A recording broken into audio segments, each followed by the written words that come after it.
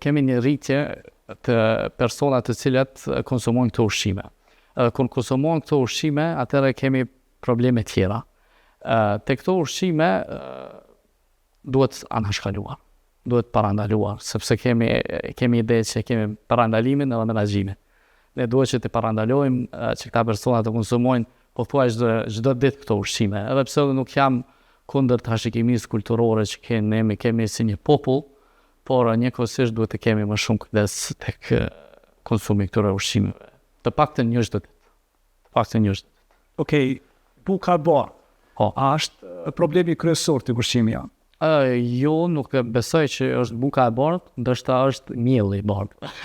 Që gjendet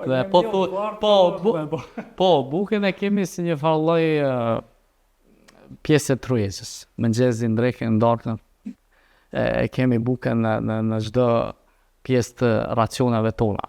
Po më shumë të problemi është tek konsumi i tepërt i bukës bardhë. Se buka e bardhë si ide nuk mundet me qenë gabim, se edhe ajo është pjesë e ushqimit, është normale, por nuk duhet të tepruar. E ne pak si popull e teprojmë mundë me frujt në thojza, edhe besoj që është një qasje gabueshme tek buka e bardhë. Po jo vetëm tek buka e bardhë, po edhe tek këto ushqime tradicionale, tash jemi rall tek pitet, shlijat, mantijat që pothuajse kemi çdo jo. Okej, nëse zaventohet buka e bardhë me integralen? Po edhe buka integrale duhet atë me mos, nuk duhet të tejkalohet ajo konsumimi i tepërt. I këtë duhet të jenë të strukturuara mirë.